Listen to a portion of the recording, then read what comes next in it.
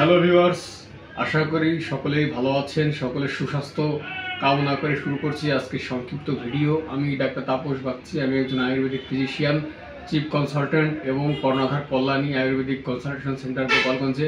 এছাড়া ঢাকার কয়েকটি আয়ুর্বেদিক প্রতিষ্ঠানে আমি কনসালটেন্সি করে থাকি।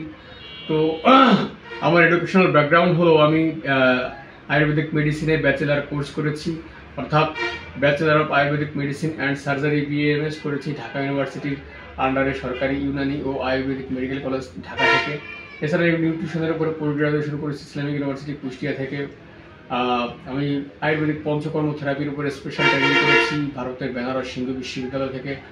এছাড়া বর্তমানে সিনিয়র ভলেন্টারি রিসার্চ ফেলোশিপ করছি ভারতের কৃষ্ণনারায়ণ মহাসংঘ থেকে।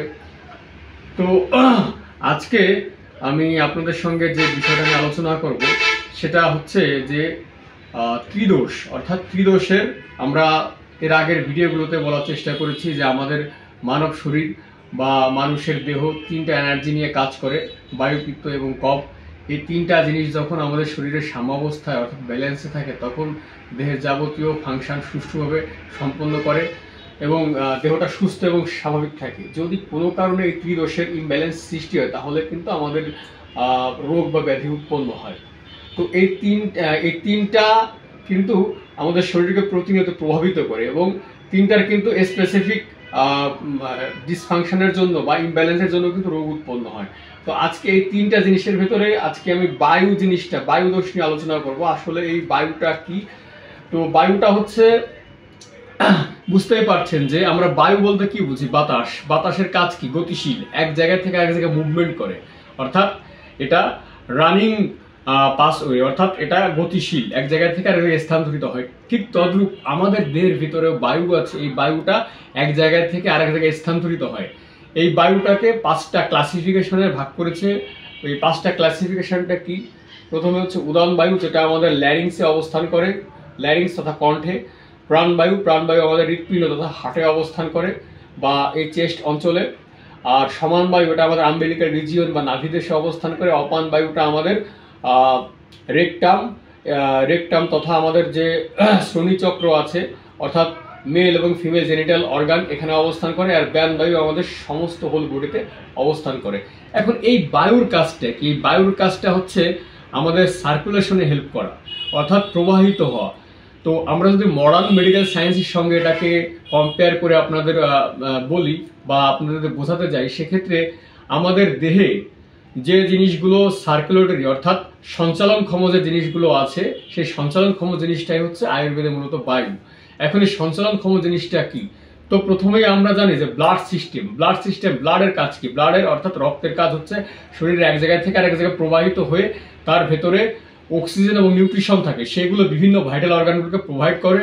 ভাইটাল অর্গান বলেন বা অন্যান্য অর্গান বলেন, প্রত্যেকটা অর্গানেই কিন্তু এই ব্লাড প্রবাহিত হয় এবং সেখান থেকে প্রপার নিউট্রিশন এবং অক্সিজেন নিয়ে কিন্তু তারা বেঁচে থাকে বা লাইফ লিড করে।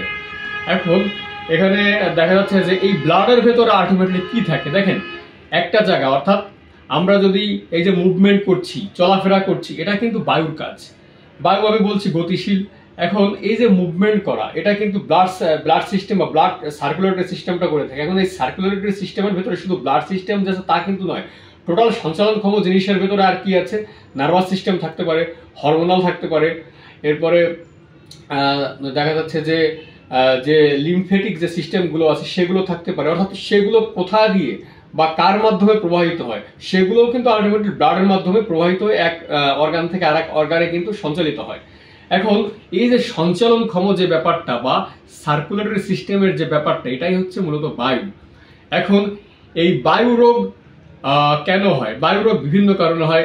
অত্যাধিক পথ পর্যটন বা দেখা যাচ্ছে যে অতিরিক্ত পরিশ্রম, অতিরিক্ত অধ্যয়ন, অতিরিক্ত বমন, তারপরে হচ্ছে বর্ষাকাল, গ্রীষ্মকাল ইত্যাদি সময়ে বায়ু প্রকোপিত হতে পারে। এবং এছাড়াও দেখা যাচ্ছে যে আমাদের লাইফস্টাইল বা তথা আমাদের যে আমরা যদি লাইফস্টাইলের কারণেও কিন্তু হতে পারে। তো এই যে কারণগুলো আছে, এই কারণগুলো প্রত্যেকটা কারণ কিন্তু ইম্পর্টেন্ট। এখন এই বায়ু রোগ কত প্রকার? তো আমাদের এই আয়ুর্বেদে 5 প্রকারের বায়ুর কথা বলা আছে। বায়ু রোগ এখানে বলা আছে 80 প্রকারের। এখন 80 প্রকারের যে বায়ু রোগ, তো যেহেতু এটা সার্কুলেটরি বা সঞ্চালনের সঙ্গে যুক্ত, তো সেক্ষেত্রে এখানে কমন যে লক্ষণ বা সিমটমটা দেখা দেবে সেটা হচ্ছে পেইন থাকবে।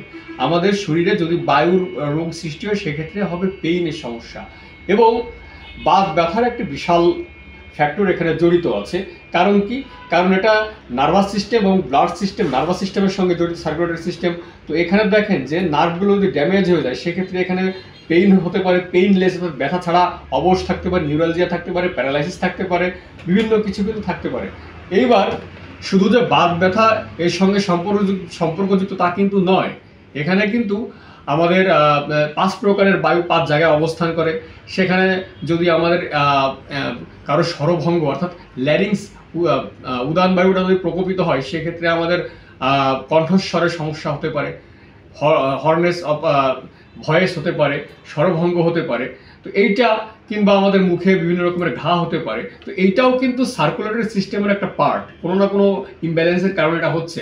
প্রাণবায়ু, আমরা সাধারণত হার্টের যদি কোনো প্রবলেম আমরা দেখে থাকি সেক্ষেত্রে কি প্রবলেম, এটা হার্ট অ্যাটাকের মতো একটা প্রবলেম হতে পারে। এরপরে দেখা যাচ্ছে যে প্রাণবায়ু প্রকোপিত হলে সাধারণত অ্যাঞ্জিনা পেক্টোরিস হতে পারে, তারপরে বুকে ব্যথা হতে পারে, চেস্ট টাইটনেস হতে পারে।